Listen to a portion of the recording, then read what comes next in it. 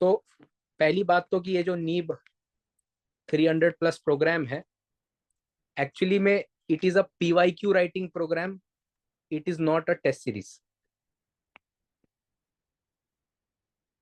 Not a philosophy optional test series. हम PYQ लिखेंगे। All of you are aware कि optional में, specially philosophy optional में, PYQ का क्या रेलिवेंस है। अगर करेक्ट सोर्स से बात करी जाए तो 70 to 80% of the questions will be repeated.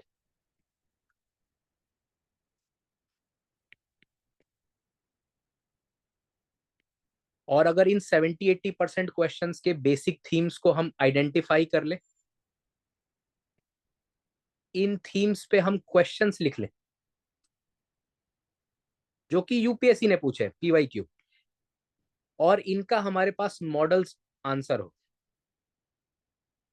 तो it solves a lot of problems for this optional. अगर हो सकता है हमें कई टॉपिक्स में अगर बहुत गहराई में अगर कुछ बात नहीं भी पता हो समय के अभाव में, if we are not able to do the optional very rigorously as somebody who is scoring 320 330, ये जो फुल ऑप्शनल कोर्स के बच्चे हैं, they will definitely be scoring 20 30 40 marks extra, क्योंकि उनको वो अंडरस्टैंडिंग है। But how do we tackle that in the shortest possible time? क्योंकि ये पीवाईक्यू रिपीट हो रहा है, हमको पता है कि वो पीवाईक्यू कैसे पूछा जाएगा, हमने उसको लिख लिया और उसका हमारे पास model answer. So this is definitely going to cut down your optional revision burden, optional writing burden, plus आपके पास क्वालिटी कंटेंट होगा in the form of model answers. Okay, तो first and foremost, what is this program? It is a PYQ writing program. We will be doing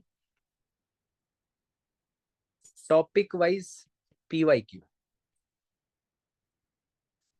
ऐसा नहीं है कि एक topic कराया, फॉर एग्जांपल अनार्किज्म कराया, सोशलिज्म कराया तो कम्युनिज्म छोड़ दिया, नहीं। एनार्किज्म भी करेंगे, कम्युनलिज्म भी करेंगे, सोशलिज्म भी करेंगे, एग्जिस्टेंशियलिज्म कर रहे हैं तो हाइडेगर भी करेंगे, सात्रे भी करेंगे, सोरेन कियरकेगार्ड भी करेंगे।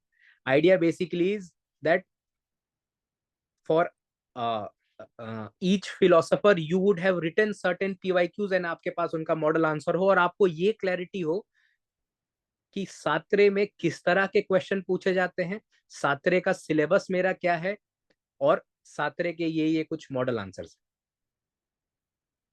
ठीक है, डेफिनेटली थोड़ी बहुत वेरिएशंस आपको मिलेंगे फ्रॉम अदर स्टूडेंट्स जो फुल ऑप्शनल कोर्स में, क्योंकि उन्होंने सात्रे पे अभी रिसेंटली समय दिया है, plus in our courses full 100% syllabus पढ़ाया जाता है। तो एक आध जो वेरिएशन होगा क्वेश्चन का, या क्वेश्चन की अंडरस्टैंडिंग उनकी थोड़ी बहुत बेटर होगी, but that is a debate for a separate day. Right now what can we do to achieve maximum marks, उसके लिए हम बात कर रहे हैं। So we will be doing topic wise PYQs. ये पीवाईक्यूज ऐसे नहीं है कि सिंपली आपको पीवाईक्यूज का एक पेपर दे दिया गया और आप उसी पे लिखना चालू कर देंगे। हम लॉजिकली उस पर कैसे अराइव किए हैं इसकी भी बात करेंगे, और what is its relation to your syllabus. आज इसका डेमोन्स्ट्रेशन हम देखेंगे। ये मैं क्या बात कर रहा हूँ कि पीवाईक्यू सिंपली आपको ये 2024 का सवाल है, ये 2023 का सवाल है, ऐसे नहीं। ये 2024 में अगर सातरे का क्वेश्चन है तो ये सातरे के इस थीम से आया है, 2023 में अगर सातरे पे आया है तो इस थीम पे आया है, सातरे का ये ओवरऑल सिलेबस है, और उसके बाद उस पर क्वेश्चन लिखेंगे ताकि आपको एक वैसी क्लैरिटी रहे which is required for answer writing. ठीक है, अब नेक्स्ट है, so this is about how the program will be conducted, and why we have chosen answer writing instead of test series. Test series is a lazy exercise, especially in an optional like philosophy, जहां पर questions repeat हो रहे हैं। Test series is a good exercise for bulky optionals like PSIR etcetera, जहां पर आपको बहुत rigorous writing करनी है। यहाँ पर आपको प्रिसीजन राइटिंग करनी है, रिगरस राइटिंग नहीं करनी है। यहाँ पर आपने अच्छे कुछ आंसर हर फिलोसोफर के लिख लिए, that is good enough. It is not the case that you need to write so many answers for one philosopher. ऐसा नहीं है कि प्लेटो पे आपको 20 आंसर लिखोगे तभी आपको प्लेटो पे क्लैरिटी मिलेगी, that is not the case in philosophy option. Now next is why we have chosen contemporary western to start with.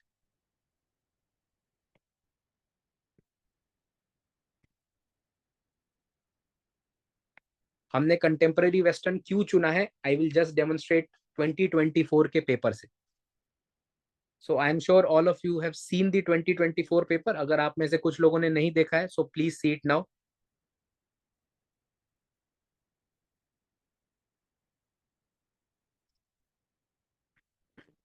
This is the 2024 paper. Question 1C. What arguments are offered by Moore to prove that there are certain truisms, knowledge of which is a matter of common sense, critically discuss. 10 marks का question आया है आपका मूर पे. And it is a compulsory question. You have to write. Question 1, I am sure all of you know, compulsory होता है, लिखना ही लिखना होता है. Question 1 और Question 5, these are compulsory. You cannot skip. 1 का D. Why does later Wittgenstein think that there cannot be a language that only one person can discuss? Basically, critique of private language. Again, 10 marks का पूछा है, compulsory question है. How does Kierkegaard define truth in terms of subjectivity? Critically discuss. 10 marks compulsory, यानी 30 तो आपके compulsory हो गए, जो कि आपको लिखने ही है पेपर में. Otherwise you are attempting a 220 marks paper. Now come to rest of the part. Question 3 का ए देखिए. Explain Russell's notion of incomplete symbol. Explain how this leads to doctrine of logical atomism. 20 marks question from Russell. Is the sentence all objects either read or not read meaningful in the same way as the page is white? So दो type के statement, synthetic और analytical statement दिए हुए. This division between analytic and synthetic is done by a group of or a school of philosophy called logical positivism, जिसमें आपको एजे air पढ़ना है, कार्नेप, Rudolf कार्नेप पढ़ना है. What are their views on that? So again 15 marks question from logical positivism. तो 35 marks यहां पर हो गया. Question number 4. What do existentialist philosopher thinks by that slogan, existence precedes essence? How is human existence related to human freedom? जब आप सात्रे पढ़ेंगे तो सात्रे में पहला टॉपिक आता है existence precedes essence, and the second topic is how does Sartre defend the his conception of human freedom. 20 marks का ये सवाल है. 20 more marks from contemporary western. Why does Husserl think that essences exhibit a kind of continuity between consciousness and being? So Husserl से 15 marks का question. And finally explain the nature of two dogmas from Quine. Again 15 marks. So entire 50 marks, one question from contemporary western. अगर इनको add कर लें, 50 plus 35 plus 30, that is how much? आप लोग सी set के बच्चे हैं, बताइए. 115 सर. 115 मार्क्स.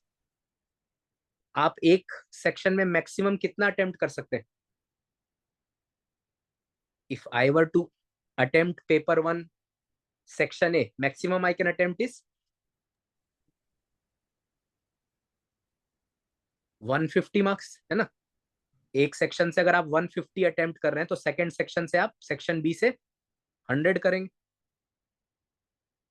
तो 100 में तो अगर बात करेंगे आप, अगर सेक्शन ए वेस्टर्न और कंटेम्पररी वेस्टर्न अगर 100 मार्क्स का कर रहे हैं तो ये तो एक्सीड कर चुका है. More than 100% of the paper is from contemporary western. और अगर आप वेस्टर्न फिलोसफी और कंटेम्पररी से 3 सवाल लिख रहे हैं और 2 इंडियन से, तो भी यहाँ पर 150 marks, nearly 80% of your paper 1 is from contemporary western. That is why we have chosen it. The same pattern I can show in 2023 paper. 2022 से ये बात मैंने ऑब्जर्व करी, that since 2020 I have been observing, but 2022 से clear pattern बन गया where more than 60 70 80 marks is coming from contemporary, जिसका कि कंटेंट कम है, कंटेंट फेयरली स्ट्रेट फॉरवर्ड है, बहुत घुमावदार, बहुत ही टेक्निकल, बहुत ही लॉजिकल और बहुत ही ज्यादा इंटरकनेक्टिविटी वाला पार्ट नहीं है. जल्दी कर सकते हैं और अच्छे से कर सकते हैं. So idea basically is that we get command over 115 marks. I hope this question is properly appreciated, that or this question is properly addressed why we are doing NEEB with contemporary Western. Yes. Second part of the doubt is कि जो Telegram पे आपका इतना अच्छा notes है वही इसमें मिलेगा ना, हमको दे दीजिए, हमारी तरफ से तो ले लीजिए, लेकिन we also have a philosophy optional full batch, and actually those notes are from our full batch, so it would be injustice to them who subscribe to the full course, and then the same material is also given to answer writing people. From the perspective of exam, definitely you can say कि sir हमको भी तो यही लिखना है, but this is an answer writing program, it is not a philosophy full optional program.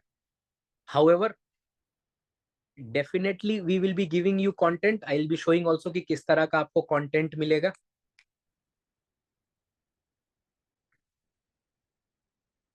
So for example, Moore में आपको introduction और conclusion related quotable lines you will be getting, which you can use for your introduction, which you can use for your conclusion. So for example, अगर Moore पे कोई question आया है, it will come from either defense of common sense or refutation of idealism. तो हम क्या लिखेंगे? Moore along with Bertrand Russell are credited for ushering a new philosophical movement, the analytic philosophy. This you will write in a question which is about common sense. But अगर refutation of idealism है, तो हम ये लिखेंगे, idealism according to Moore is the result of confusion in the distinction between awareness of a thing and its content or the thing itself. Or why does Moore refute idealism? He refutes idealism because he is an ordinary language philosopher. आपको आगे ये मिल जाएगा कि वो क्यों refute करना चाहते हैं.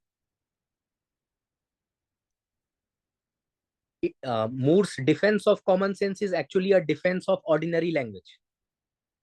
Okay, then such kind of diagrams at various places there will be available.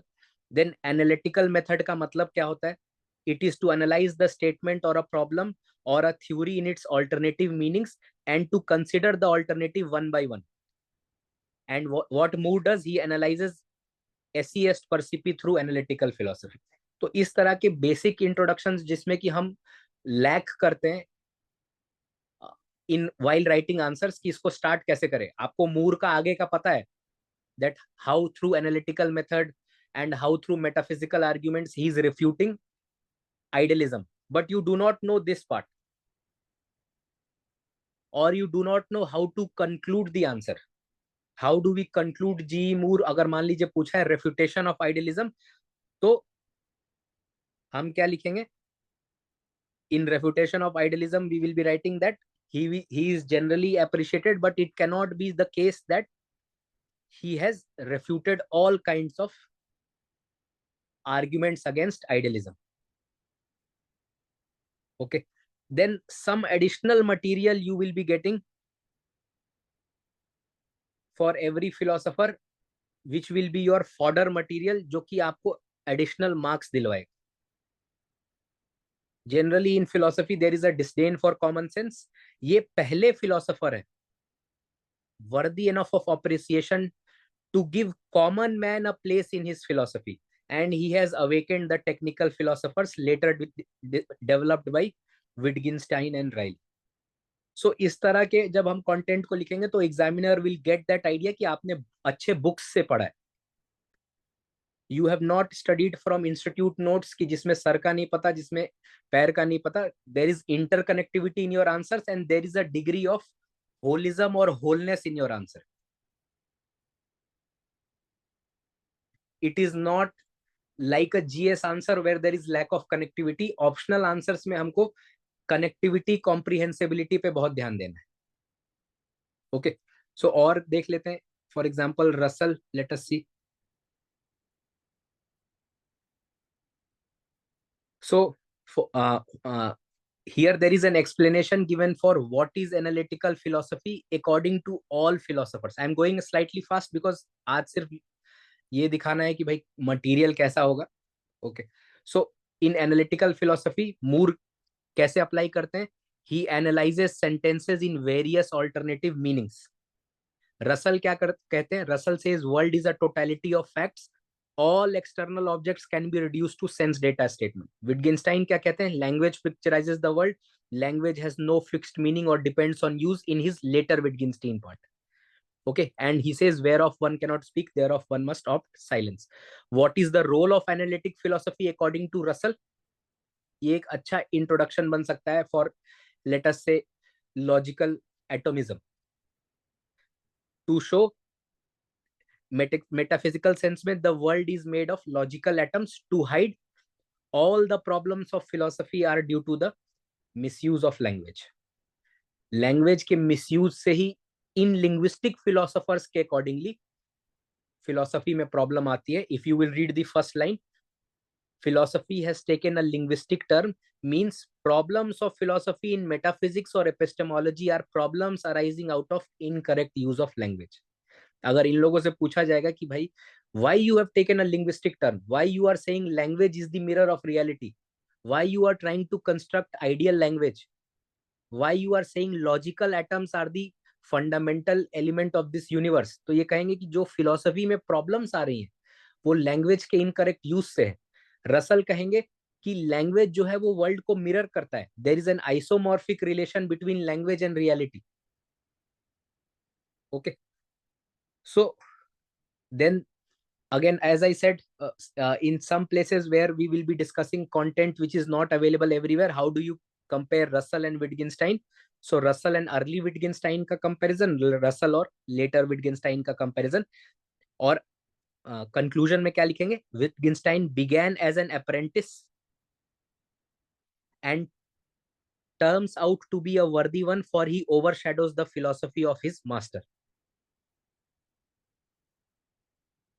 Okay, so Wittgenstein, he begins as an apprentice. Those of you who have read this, आपको एक आइडिया होगा कि Wittgenstein actually studied under Russell. ये तीनों एक ट्रायोका में आते हैं, मूर, Russell and Wittgenstein. All of them are coming under the trioca of Cambridge University, Trinity. So Wittgenstein began under Russell, but later his philosophy or philosophy of later Wittgenstein is a revolt against Russell's philosophy. कहते Russell बेकार आदमी है, ये language को technical meaning दे रहा है, language को fixed meaning दे रहा है. And therefore later Wittgenstein will be clarifying meaning and use. He says do not go for fixed meaning, go for forms of life. Language has no fixed monolith. Go for meaning and use. Okay. Logical construction का metaphysics में क्या application है, epistemology में क्या application है? In metaphysics it is the logical construction of sense data. In epistemology molecular propositions are logical construction of atomic propositions. तो दोनों जगह ही सेंस डेटा है, इसी की वजह से वो न्यूट्रल मोनिज्म की बात करती. ओके, एक आप फिलोसफी में प्रॉब्लम पाएंगे, the problem of duality. Whether it be epistemological duality, whether it be metaphysical duality, that duality Russell tries to solve through logical construction. Metaphysics और epistemology दोनों को ही वो सॉल्व करना चाहते हैं थ्रू सेंस डेटा. वरना इन जनरल, बहुत बड़ी बात कह रहा हूं, generally mind is related to metaphysics and matter will be related to epistemology. और माइंड और मैटर की डुअलिटी जो है, always it will create a problem right from the time of Descartes और इवन बिफोर. प्लेटो, अरिस्टोटल ने भी ये गलती करी थी. Plato gave precedence to form over matter, Aristotle talks about concrete matter, okay, और फॉर्म्ड मैटर. लेकिन इनके भी एक्सप्लेनेशन में डुअलिटी सॉल्व नहीं हो पाती. इनफैक्ट डुअलिटी फिलोसफी में सॉल्व ही नहीं हो पाएगी unless you rise to a higher reality as in Advaita. Okay, so very rapidly I have just tried to show कि आपको मटेरियल किस तरह का मिलेगा. Now let us see the pattern of the class. What will be the pattern? So first and foremost, step one, we will be seeing the questions of the philosopher that we are going to do. So first, we will be ransacking the PYQs for the themes. And the idea basically is 99% of students who are not part of our class and who come for my mentorship, who come for our these courses, one thing they say common in their answer writing is कि जो हम sir notes पढ़ के आए हैं और जो UPSC question पूछ रही है वो समझ ही नहीं आता कि उस नोट्स को उस क्वेश्चन में कैसे लिखें. Maybe 99% is an exaggeration, but in my experience, maximum doubts that I have got from philosophy optional students कि जो नोट्स हैं और जो क्वेश्चन यूपीएससी पूछ रही है उनको लिंक करने या जब हम लिखने बैठते हैं तो वो ट्रांसलेट नहीं हो पाता हमारा नोट्स. ओके, तो उसका कारण ये है कि एक तो आपके नोट्स में 40% ही कवर ही किया रहता है, वो टॉपिक ही नहीं है तो आप लिखेंगे कैसे, पहली बात तो वो है. और इसके लिए ये कोर्स तो सॉल्यूशन नहीं है.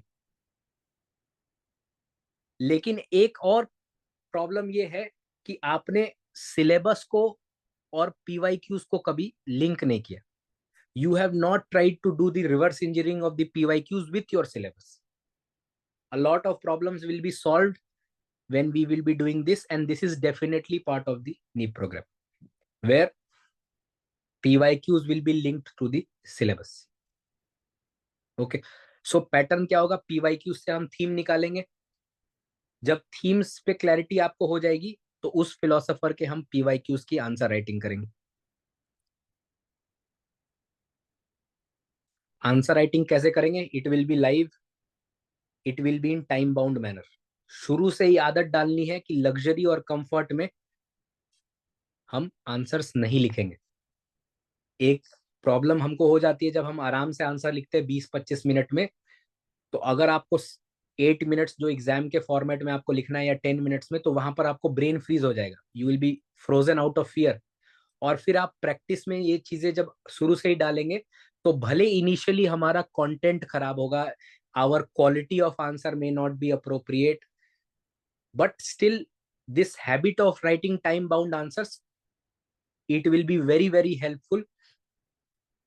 Content can be developed over the period, but अगर शुरू से ये आदत लग गई कि 20 मिनट 25 मिनट 22 मिनट में कर रहे हैं तो इसको रिड्यूस करते करते शायद लास्ट समय तक आप 15 मिनट 14 मिनट पे ही लेके आ पाएंगे, which is still dangerous. 15 minutes means 15 into 10 is 150 minutes. पूरा एग्जाम कितने मिनट का है?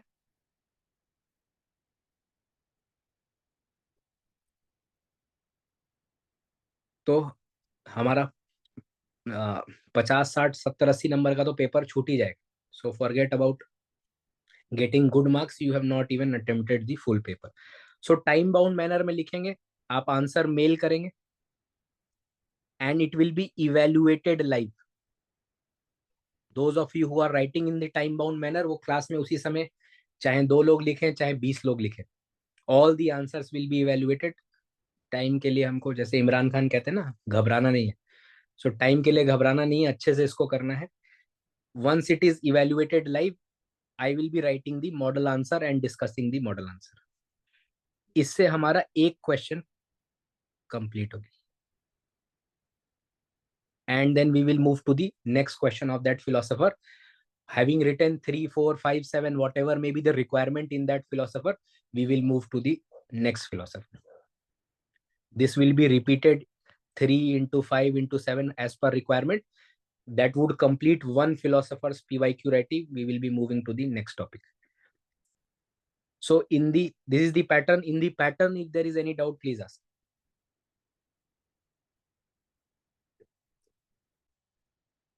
Yes, Rituraj, Pragyan. No doubt, sir. No, sir.